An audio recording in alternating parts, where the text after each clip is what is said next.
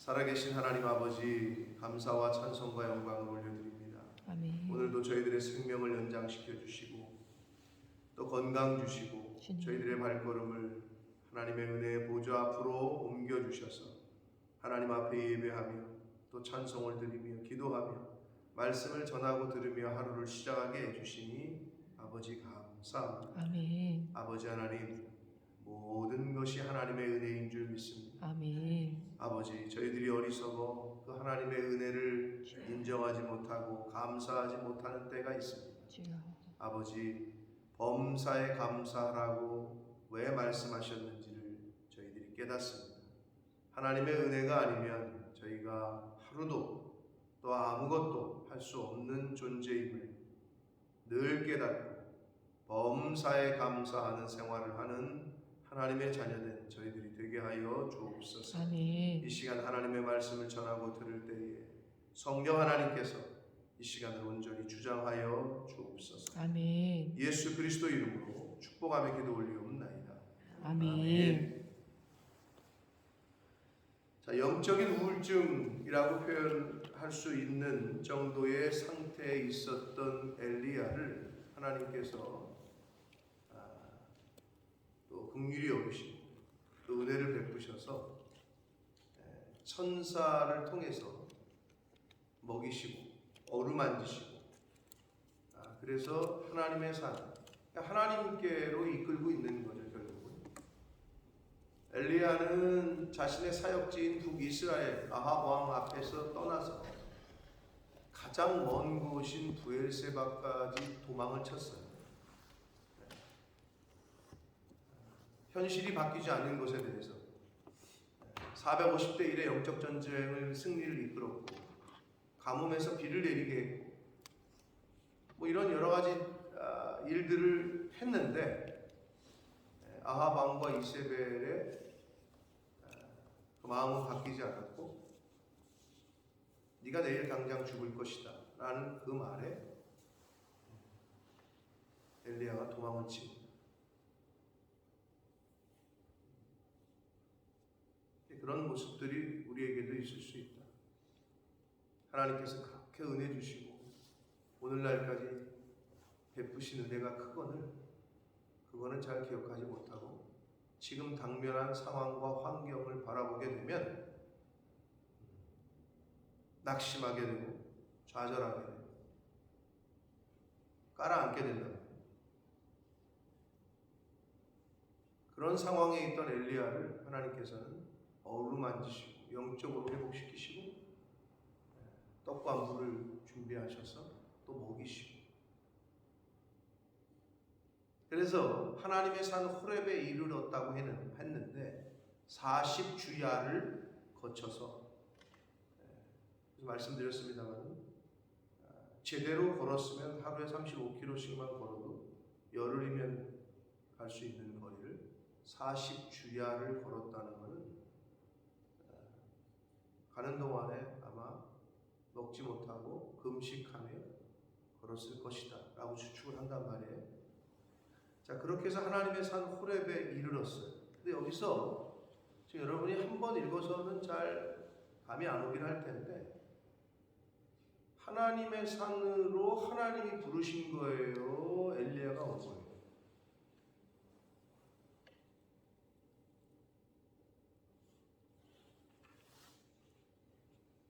질문이 이상해요. 하나님의 산 호렙으로 하나님이 있는 임재를 상징하는 신의 산으로 하나님이 부르신 거야? 아니면은 엘리야가 자기가 지발로 걸어두는 거야? 네? 가라고 하시는 거예요. 그거 잘 몽송송 안 들리니까 하나님이 부르셨다. 아무도 소리 안 드네. 그러면 엘리야가 지발로 걸어왔다. 한 분, 나머지 분들은 뭐야? 그것도 아니고 이것도 아니고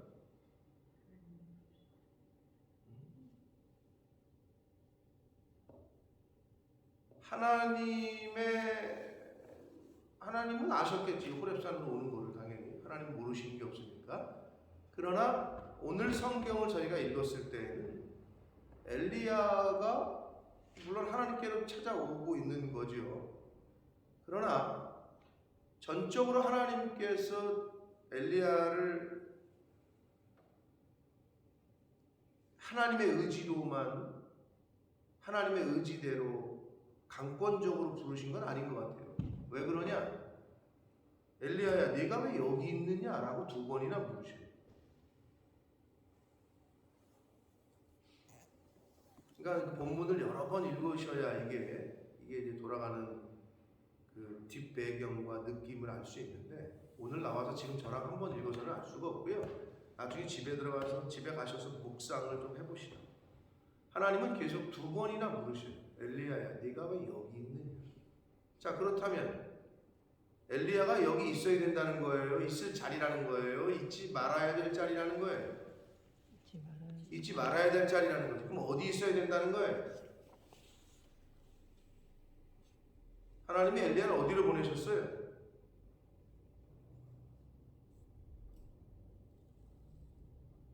하나님이 엘리야를 어디로 보내셨습니까? 북이스라엘로 보냈잖아요.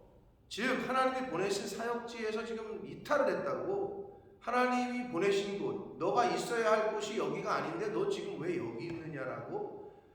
이 말씀은 장소적 의미보다는 너의 사명과 소명이 그러니까 엘리야의 정체성을 다시 한번 물으시는 거예요. 네가 저 왜 지금 그런 상태에 빠져 있느냐, 한마디로.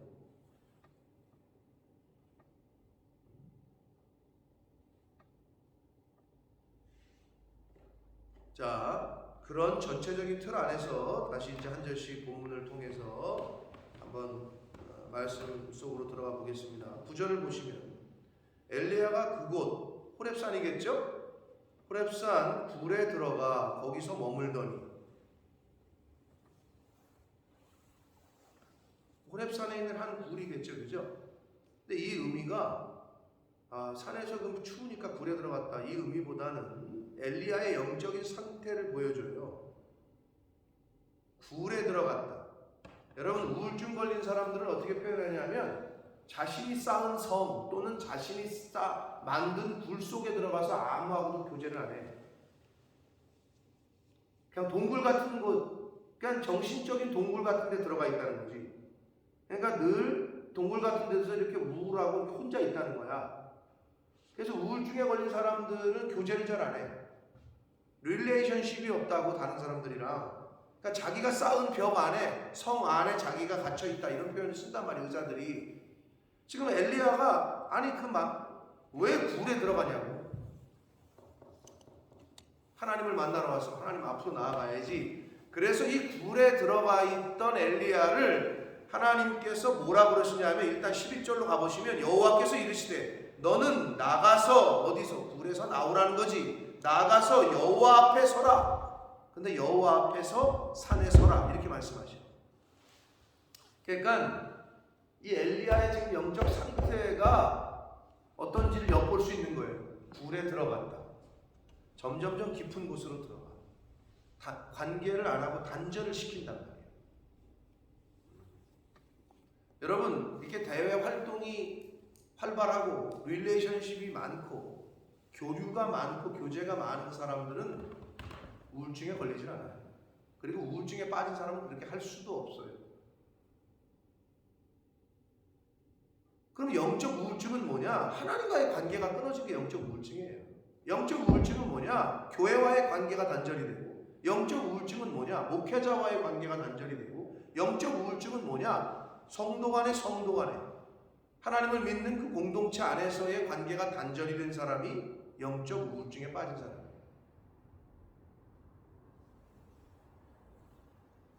정신과에서 말하는 우울증에 걸린 사람들의 특징, 집에만 있어요.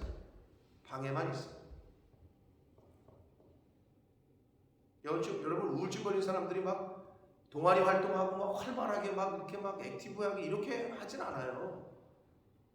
딱 엘리야가 그런 상태예요. 왜? 나 혼자 남았다는 거지. 나 죽이려고 하는데 나는 능력도 없고 나는 힘도 없고. 근데 왜 이런 생각을 하게 됐을까? 450대 1로 싸우던 사람이, 여호와의 불을 경험한 사람이, 하나님의 이름으로 가뭄의 단비를 내렸던 사람이, 하나님의 능력으로 마차보다 빨리 달렸던 그런 기적과 이적을 경험했던 사람이 여기서 우리는 위안을 얻어요. 왜? 그랬던 엘리야도 우울증에 빠졌거든. 여러분들 생활 속에서 생활고에 시달리고 삶 속에 치이고 이리 치이고 저리 치이고 하나님이 구원의 은혜를 주시고 감격의 눈물을 흘리게 하셨던 그 옛날 뜨거웠던 그때의 그 은혜는 온데간데 없고 상황과 현실과 내가 지금 처한 지금의 작금의 상황에서 낙심하고 좌절하고 나만 그런 게 아니구나. 엘리야도 그랬네.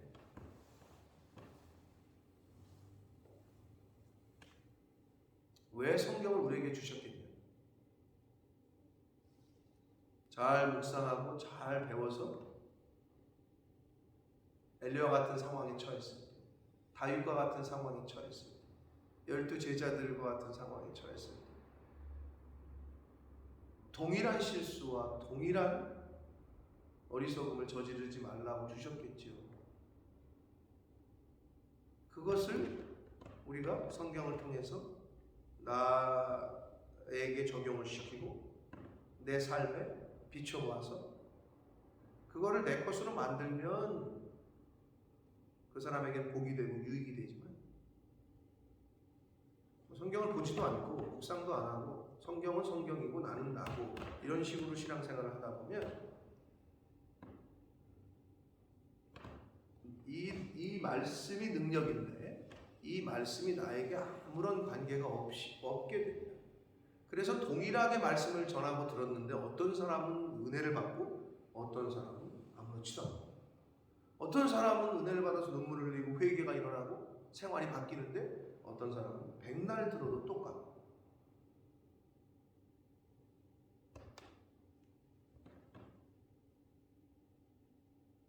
굴 속에 들어가 있다. 여러분 굴에서 나오셔야 돼요. 굴에 들어가 있다고 해서 굴에 들어가 있으면 안전할 것 같은데 굴에 들어가 있으면 아무것도 안 돼요. 그러니까 오죽하면 굴에 들어가 머물고 있는 엘리야를 향해서 하나님께서 엘리야야 네가 어찌하여 여기 있느냐 라고 물으시죠. 사명의 장소 사역의 장소인 북이스라엘을 떠나서 지금 영적 우울증에 빠져있는 엘리야에게 이렇게 물으시는 것은 엘리야에 대한 정체성을 다시 한번 확인시키시려고 묻고 있는 거예요. 네가 왜 여기 있느냐지. 그랬더니 엘리야가 한다는 말이 그가 대답하되 내가 만군의 여호와 하나님 여호와께 열심히 유별했다. 유별했지. 열심히 있었지. 여러분 누가 상처를 받고 누가 시험을 받느냐?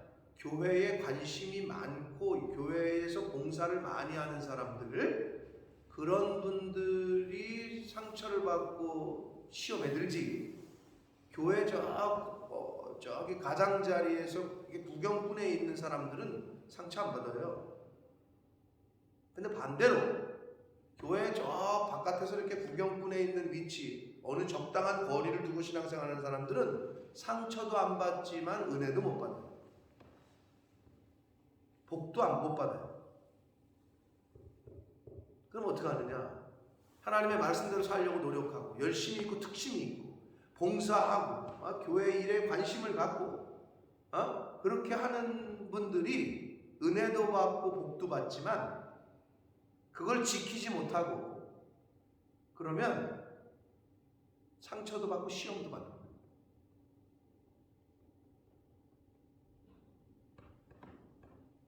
아마 이해가 되실 거예요, 제 말이. 인볼브가 안 되면 여러분 당연한 거 아니에요? 어느 곳에 투자를 했어. 그러면 어떻게 해요? 투자는 리스크가 있을 수 있잖아요? 그러면 이게 투자한 사람이 배당도 받고 뭐 대장동에 투자한 사람들이 뭐 1,000억씩 배당을 받았고 막 그랬대는데 뭐 상상이 안 가는 금액이던데 요즘 한국의 뜨거운 대장동 진짜 여러 한국의 그 많은 동들 중에 대장동인 것 같아요. 아주 한국에서 지금 뜨거운 이슈인데 그 몇십억을 투자해서 1,000억씩 남겼다. 그러면 어떻게 그럴 수 있냐? 그거 너무한 거 아니냐? 뭘 너무해? 이 사람은 리스크를 감수하고 자기 몇십억을 놓는데 그럼 어떻게 해? 당연히 복을 받는 게 맞지. 그러나 반대로 사업이 안 되면 리스크도 떠안는 거지. 그런 거 아니에요, 세상이?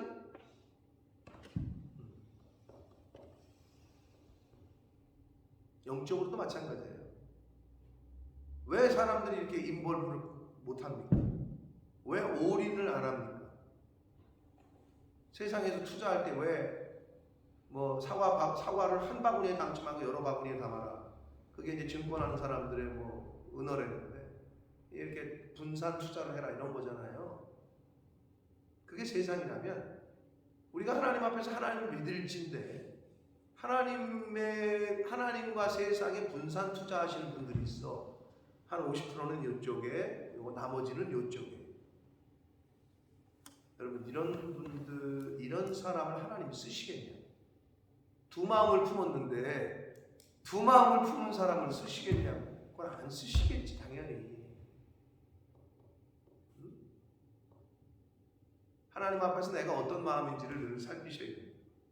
자, 근데 엘리야가 특심이 있어서 분명히 유별났어. 그런데 이는 이스라엘 자손이 주의 언약을 버리고 주의 제단을 헐었고 칼로 주의 선지자들을 죽였다. 그래서 하나님 앞에서 특심이 있었던 엘리야가 나라가 그렇게 하고 언약 백성들이 그렇게 하는 것에 대해서 안타까워서 하나님이 주신 사명을 따라 목숨을 걸고 아합 왕에게 가서 하나님이 시키는 대로 다 했어요. 근데 다 죽었다는 거예요. 그리고 나만 남았다는 거예요.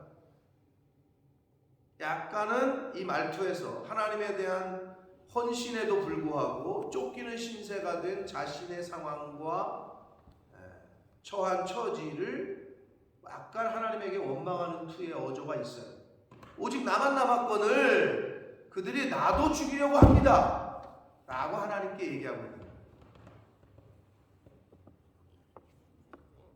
그러자 하나님께서 그 말씀을 들으시고 여호와께서 이르시되 너는 나가서 불에서 나오라는 거죠. 나가서 여호와 앞에서 산에서, 그 산이 어떤 산이에요? 호렙산. 호렙산이에요? 시내산이에요? 같은 산이라고 그랬어요. 호렙산맥에 있는 시내산 같은 산인데 그 산이 어떤 산이냐? 하나님께서 모세를 만나셔서 이스라엘의 구원자로 모세를 세우시고 그에게 위엄을 보이셨던 바로 그 산. 그 산에서 하나님은 엘리야를 세우시고 계시다. 하나님 앞에 서라. 자, 대통령 앞에 선다는 얘기는 어떤 임명장을 주거나 어떤 권한을 위임할 때 그런 의미가 있어요. 하나님 앞에 쓴다는 의미. 하나님께서는 지금 엘리야를 다시 사명을 주어서 다시 권한을 부여해서 지금 세우시려고 하는 거예요. 그래서 하나님 앞에 서라라고 말씀합니다.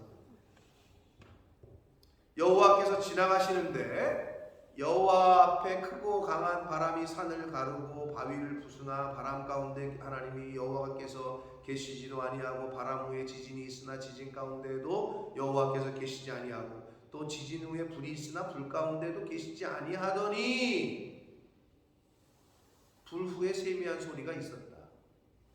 여러분 이게 뭘 말하는 것 같아요? 이 11절이 강한 바람과 바위를 부수는 강한 바람과 지진과 불과 이런 게 뭘 말하는 것 같아요? 이게 외적으로 나타내는 어떤 기적과 이적들 하나님이 행하시는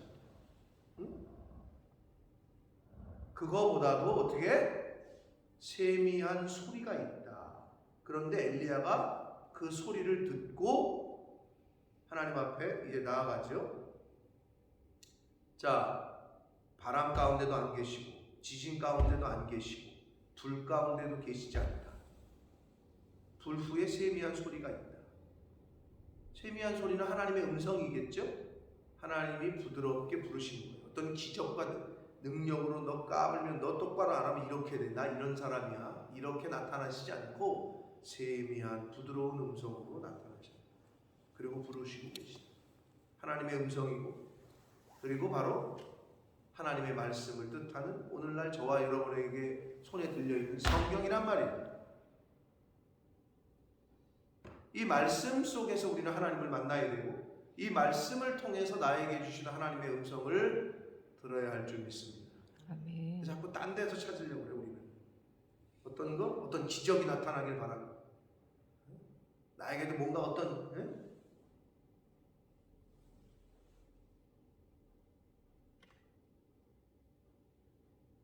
그래서 가끔 제가 말씀드리지만 죽었다가 살아났다는 어떤 분들의 간증을 들을 때 너무 그냥 은혜가 되고 어떻게 저렇게 저런 하나님을 경험했을까? 근데 어떤 간증하시는 그분이 그랬대잖아요. 너무 은혜 받았고 어떻게 그렇게 하나님을 만나? 그럼 권사님도 죽었다 살아나는 그런 사건을 만나시라고. 여러분 그게 좋으세요? 그런 죽을 뻔한 사건을 경험하기를 원하세요? 그러지 않고도 하나님을 만날 수 있는데 왜 자꾸 그런 데 관심을 가지시냐? 아니 범사를 지키시고 하루 일상에 우리를 보호하시는 하나님, 거기에는 하나님이 안 계셔요. 근데 우리가 자꾸 좀 착각할 때가 있어요. 하나님이 부드러운 말씀으로 음성으로 엘리야를 지금 다시 세우시고 계십니다. 저와 여러분에게 주신 이 하나님의 말씀을 통해서 저희는 하나님의 음성을 듣습니다. 아멘. 자꾸 딴 데 찾으려고 하지 마셔. 그래서 엘리야가 듣고 겉옷으로 얼굴을 가리고, 왜냐하면 하나님을 대면한다는 것은 그 당시에는 곧 죽음을 뜻했기 때문에 모세도 시내산에 올라갈 때 얼굴을 가리고 이렇게 올라간 것처럼 겉옷으로 얼굴을 가리고 나가 불 어귀에 섰어요. 그러자 그 하나님 앞에 선, 이제 불 속이 아니라 하나님 불에서 나와가지고 불 어귀에 선 엘리야에게 하나님이 다시 물으셔요. 네가 어찌하여 여기 있느냐? 다시 물으셔요. 재차.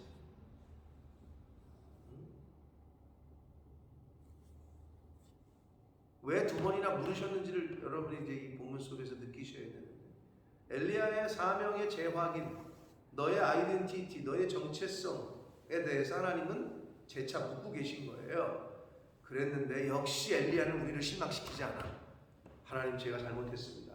제가 하나님의 말씀을 의지하고 아합 왕에게 가서 그 북이스라엘에서 하나님의 맡기신 사명을 감당해야 돼, 이렇게 나와야 되는데 역시 엘리야는 우리와 똑같은 연약한 인간이야. 10절에서 했던 말씀은 아주 토시도 안 틀리고 그대로 또 얘기를 해. 하나님, 근데요, 내가 그렇게 열심히 했는데 다 죽고 지금 저만 남았어요. 그 얘기를 또 해. 역시 엘리야야. 똑같이 지금 아합이 이세벨이 나 죽이려고 해요. 나만 남았어요. 라는 얘기를 14절에서 똑같이 합니다. 그러자 15절에서 하나님께서 이제 카운터 펀치를 날리시는 말씀을 하셔요.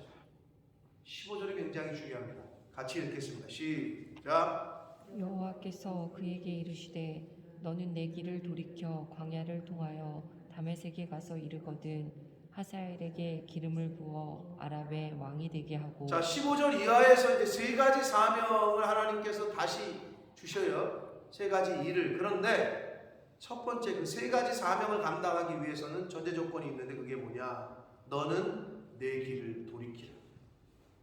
이 말은 뭐야? 너가 지금 온 길이 잘 됐다는 거예요? 잘못됐다는 거예요? 잘못됐다는 거죠. 내 길을 돌이키라는 거예요. 이 돌이키라는 히브리어 원어가 슈브라는 동사인데, 이 슈브라는 말이 구약 성경에서 굉장히 많이 나와요. 한 1100번 정도 나와. 사용 빈도로 따지자면 톱10에 들어가. 동사로.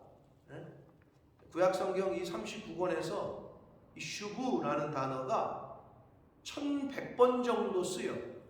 사용 빈도로 따지자면 하여튼 톱10에 들어가는 동사인데, 쓰는데 이게 어떨 때 쓰느냐? 죄인이 하나님께로 돌아갈 때 쓰는 동사고 악에서 돌이킬 때 쓰는 동사예요. 그런데 여기서는 그럼 뭐냐? 어떤 그 물리적인 방향 전환을 의미하는 것을 넘어서서 오른쪽으로 가다가 야 유턴해, 이런 물리적인 방향 전환의 의미를 넘어서서 삶의 방향을 전환하는 것을 요구하고 계시는 것이죠.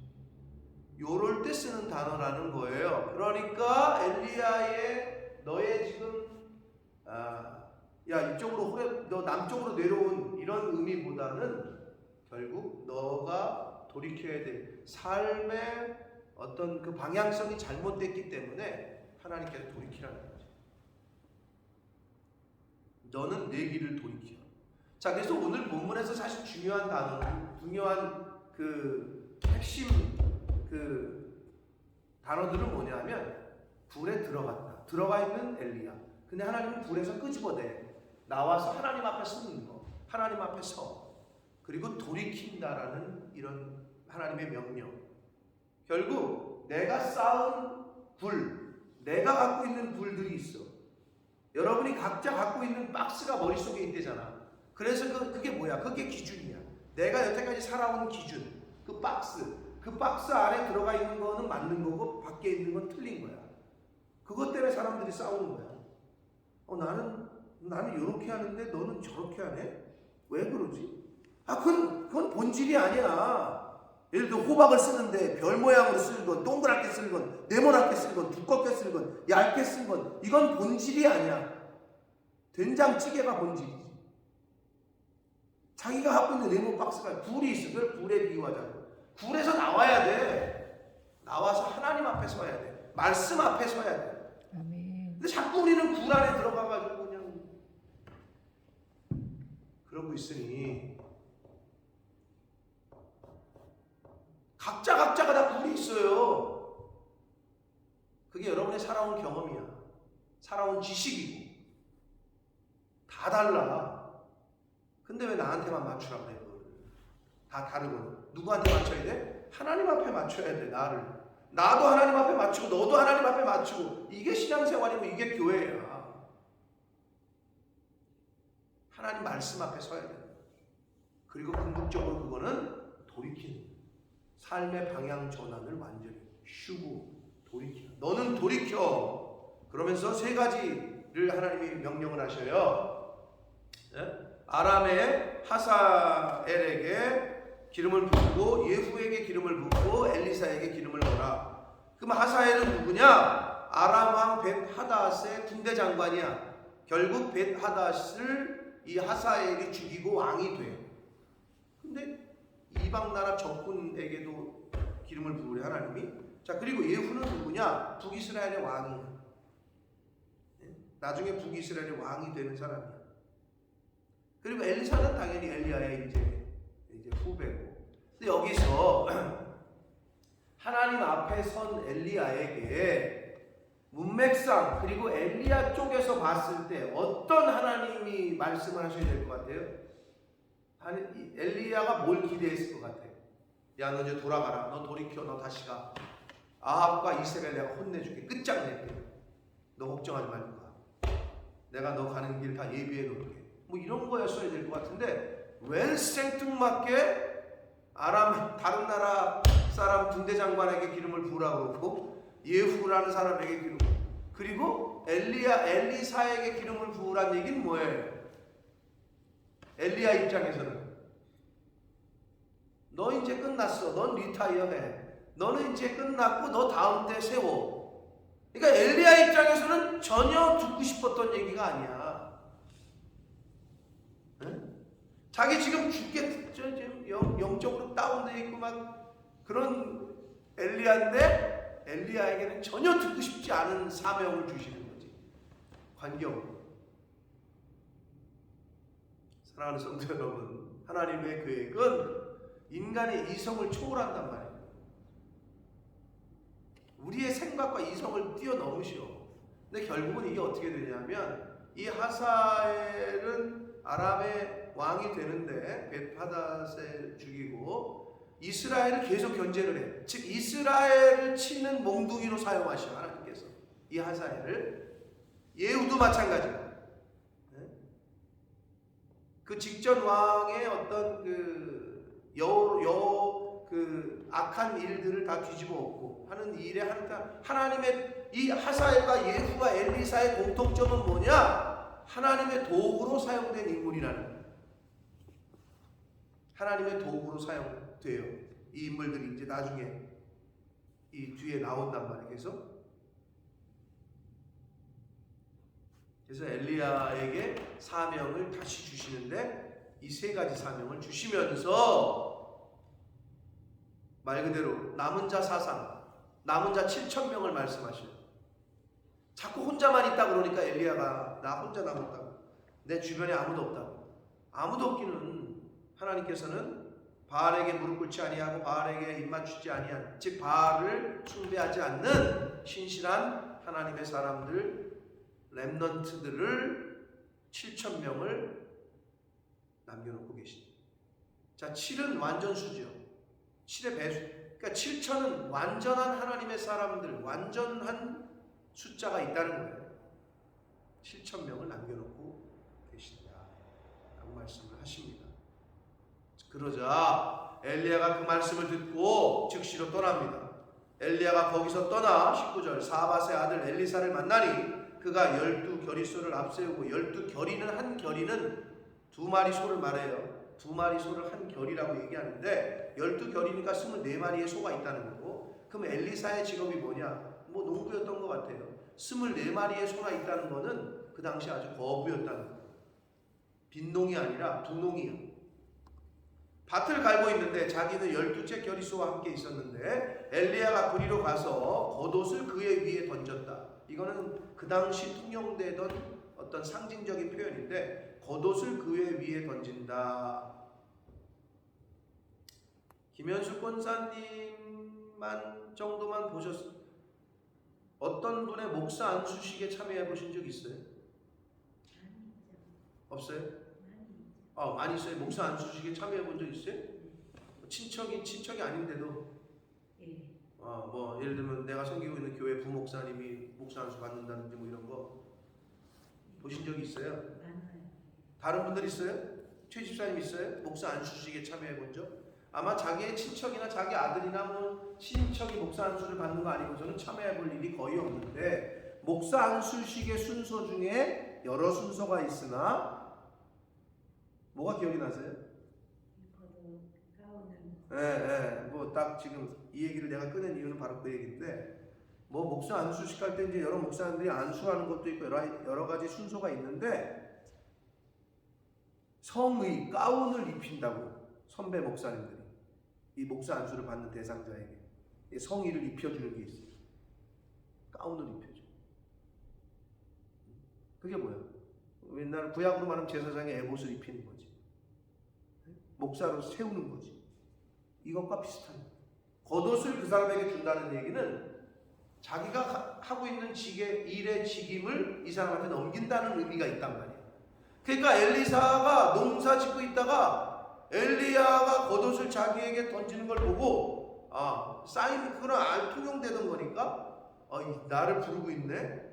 거기에 엘리사의 반응이 어떠냐? 20절 그가 소를 버리고 엘리야에게로 달려가. 굉장히 농부에게 있어서 소는 뭐 굉장한 거죠. 자, 소를 버리고 엘리야에게 달려갔다. 여기를 읽으시고 들을 때 또 생각나는 사람이 있죠? 예수님께서 베드로와 안드레를 부르자 곧 그물을 버려두고, 배와 그물을 버려두고 예수님께 쫓았다. 그거랑 비슷하죠? 자, 소를 버리고 엘리야에게 달려가서 그런데 하나를 청해. 내가 부모와 함께 가서 인사 좀 하고 오게 해주십시오. 그랬더니 엘리야가 그에게 이르되 돌아가라. 내가 내게 어떻게 행하였느냐라고 한글 개역 개정이 번역을 했는데, 여러분 헷갈리시죠? 이게 무슨 말이에요? 돌아가라. 내가 내게 어떻게 행했느냐. 말이 좀 어색하죠? 자, 그러면 여러분 느낌의 포지티브 느낌이에요? 네거티브 느낌이에요? 이런 게 이제 사실 묵상 성도들이 그냥 성경 읽기에는 헷갈리는 부분이지. 한글을 이렇게 써놨기 때문에 이게 도대체 부정적인 느낌이야? 아니면 사실 여기서는 포지티브 느낌이에요. 이거를 원문에 가깝게 다시 직역을 해드리면 이렇게 돼요. 내가 네게 그렇게 하지 말라고 했느냐? 이런 의미예요. 그러니까 가서 인사드리고 와라. 여기서는 허락을 하는 거예요. 나는 너에게 그렇게 하지 말라고 말한 적이 없다. 이 말이에요. 그러니까 여러분 근데 한글 개역 개정이 그렇게 해놨는데 이제 제가 말씀드린 거를 들으시고 이해를 하셨으리라고 보고, 그래서 엘리사가 그를 떠나 돌아가서 한 겨릿소를 가져다가 잡고 부모님에게도 인사를 하고, 여기서는 소의 기구를 불살라 그 고기를 삶아 백성에게 주고, 여기서 말하는 백성은 엘리사와 함께 일하던 같이 일하던 사람들 그리고 이웃들에게 대접을 하고 일어나 엘리야를 따르며 수종 들었다라고 성경은 말합니다. 근데 여기서 엘리야가 보인 반응이 엘리사가 보인 반응이 엘리야의 겉옷을 딱 받고 나서 즉각적으로 소를 버리고 엘리야에게 갔다라는 거. 이게 바로 소명받은 자의 자세다. 즉각적인 결단과 순종. 소를 버린다는 얘기는 농부에게 있어서는 이건 뭐 있을 수 없는 얘기예요. 사실은 소를 버린다는 거. 어부에게 있어서 그물과 배를 버린다는 것은 온전한 순종, 완전한 헌신을 뜻한단 말이에요. 자, 엘리야의 순종의 자세, 엘리사의. 자, 그 다음에 우리가 또 한 가지 볼 수 있는 것은 엘리사가 그 이웃들과 함께 일하던 백성들에게 대접을 할 때 이제 소를 삶아요. 대접을 하는데 소를 삶는 장작을 뭘로 했다고 여기 써 있어요? 소의 기구를 불살라 그러잖아요. 굉장히 이게 의미가 있는 거예요. 아니 그 많은 나무 중에 하필 왜 소의 기구를 불살라? 이건 뭐를 의미해요? 뭐를 의미해? 돌아갈 다리의 밧줄을 끊어버리는 거지. 그걸 의미하는 거잖아요. 난 이제 돌아가자. 소의 기구를 하필 왜 그걸 불살라서 굉장히 상징적이죠. 네? 난 이제는 이 길로 완전히 전적으로 헌신하겠다. 돌아갈 여지를 남겨두지 않겠다는 의미를 부여하고 있는 거죠. 사랑하는 성도 여러분, 이것이 이제 어떤 사명을 받은 자, 소명을 받은 자의 자세에 대해서 교훈을 해주고 있습니다. 즉각적인 순종과 헌신, 그리고 뒤돌아보지 않겠다. 소의 기구를 불살라서 그 고기를 삶아서 백성을 대접했다는 엘리사의 이 자세는 나는 이제 뒤돌아서지 않겠다. 하나님의 자녀들에게 이런 결단과 결심이 있어야 할 줄 믿습니다. 아멘. 자, 동일하게 말씀을 들었는데 과연 이걸 내 삶에 적용해서 나도 이러한 엘리사와 같은 결단과 결심, 헌신을 할 거냐 말 거냐는 이제 들은 여러분에게 달려 있습니다. 자, 오늘 굉장히 학문적으로 신학적으로도 굉장히 중요한 의미들이 있었습니다. 여러분 굴에 계시다면 굴에서 나오셔야 돼요. 개인적인 굴들이 있을 겁니다. 나오셔야 돼요. 하나님 앞에, 말씀 앞에 서야 돼요. 아멘. 그리고 그 말씀의 세미한 음성을 들으셔야 돼요. 엘리야가 그 세미한 음성을 듣고 라고 되어 있잖아요. 그걸 들으셔야 돼요. 아멘. 그리고 어떻게? 마지막으로 내 길을 돌이켜라. 하나님의 말씀을 듣고 읽고 묵상하실 때 감동이 그렇게 오시거든 하루속히 그날로 돌이키시는 것이 현명합니다. 아멘. 내 감동이 오는 대로 여러분 끝까지 가는 사람이 있어. 돌이키지 않고. 그게 고집이고 완고한 고집이고 교만이에요. 그렇게 끝까지 고집 부려봤자 소용없어. 빨리 순종하고 돌이키는 것이 현명합니다. 그리고 엘리사를 통해서 주시는 교훈, 즉각적인 순종과 이제는 온전한 완전한 헌신을 의미하는 그 두 가지 메시지들이 있었습니다. 바라기는 오늘 주신 말씀 그리고 엘리야의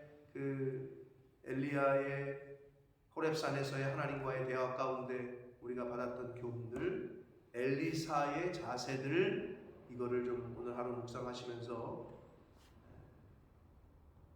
내가 고쳐야 될 것, 내가 돌이켜야 될 것, 내가 굴에서 나와야 될 것, 내가 하나님 앞에 서야 될 것, 엘리사의 자세가 나에게 필요하면 그 자세를 내 것으로 만드는 그런 신앙생활 하셔서 하나님의 말씀 앞에 늘 쓰는 그러한 저와 여러분, 그리고 하나님이 부르실 때 즉각적인 순종과 함께 온전하고도 완전한 헌신을 하나님 앞에 결단하고 결심해서 그렇게 신앙생활 하시는 저와 여러분이 되시길 예수 그리스도 이름으로 축복합니다. 아멘. 살아계신 하나님 아버지, 감사와 찬송과 영광을 올려드립니다. 저희들이 무엇이라 하나님의 말씀을 전하게 하시고 듣게 하시는지, 이 생명의 말씀, 우주 만물을 창조하신 하나님의 말씀을 전하고 들을 수 있게 해주시니 감사합니다. 엘리야가 세미한 하나님의 음성을 듣고 하나님 앞에 불에서 나와서 섰습니다. 하나님이 말씀하셨습니다. 너는 내 길에서 돌이켜라. 아버지, 주의 종을 통하여 또는 말씀을 묵상하고 읽을 때에 성령님의 음성을 통하여 감화감동하실 때 너는 내 길에서 돌이켜라. 내 굴에서 나와라 하시는 음성이 들리거든 즉각적으로 순종할 수 있는 저희들 모두가 되게 하여 주옵소서. 아멘. 엘리사가 보였던 바는 소를 버려두고 엘리야를 쫓고 소의 기구들을 불살라 이웃을 대접하고, 아버지, 이 말씀에서 주시는 교훈을 저희들이 잘 듣고 깨달아서 하나님이 나에게 소명을 주시고 사명을 주실 때 헷갈려 하는 것이 아니라, 거부하는 것이 아니라 즉각적인 순종과 온전한 헌신을 결심하고 결단하는 이 시대의 엘리사와 같은, 하나님이 필요로 하는 엘리사와 같은 인물이 바로 내가 될 수 있도록 우리의 자녀손들이 되도록 하나님 은혜 내려 주옵소서. 아멘. 예수 그리스도 이름으로 축복하며 기도 올리옵나이다. 아멘.